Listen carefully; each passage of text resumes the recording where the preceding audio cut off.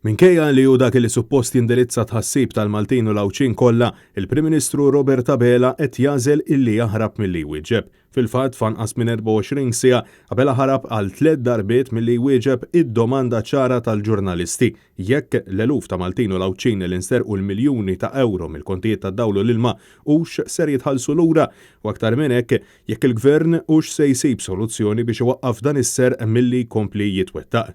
Dan wara li l-ġimgħa li għaddiet ġie żvelat li l-poplu Malti u Awċi s'issa nsteraq madwar 50 miljun euro minn kemm ilu l-Partit Laburista fil-Gvern.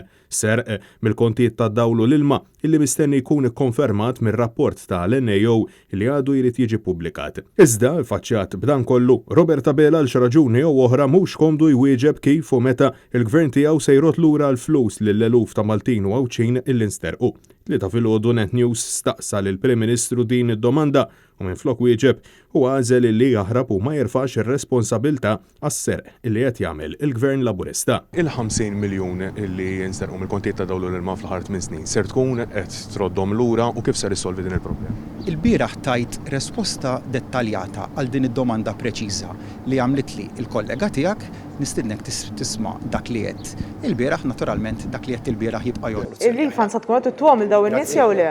Wara nofsinhar it-tajjeb. Fl-aħħar jiem mhux biss Robert Abela qed jinjora l-appelli ta' eluf ta' Maltin u Awċin li qed jinsterqu mill-kontijiet tad-dawl u l-ilma taħt lajta li raħsu l-kontijiet, iżda qed jinjora wkoll l-ammissjoni tal-predeċessur tiegħu l-eks Prim Ministru Joseph Muscat illi 3 snin ilu ammetta li hemm anomalija fil-kontijiet tal-arms. L-anomalija kienet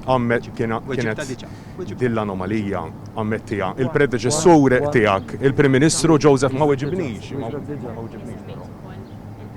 Ta' jkun hemm ċertu anomalija f'ċertu settur, dik l-anomalija issa l-arms kważi konkludew l-analisi tagħhom u għas-sena d-dieħla għandna soluzzjoni f'dan ir-rigward ukoll. Prim Ministru naħseb il-poplu imma għandu bżonn ikun jaf ma weġibniex. Weġibtek il-bieraħ. Li ma weġibtniex, Prim Ministru. Jiġifieri il-poplu ħajbqa' bla risposta. Bla risposta ġifieri il-poplu.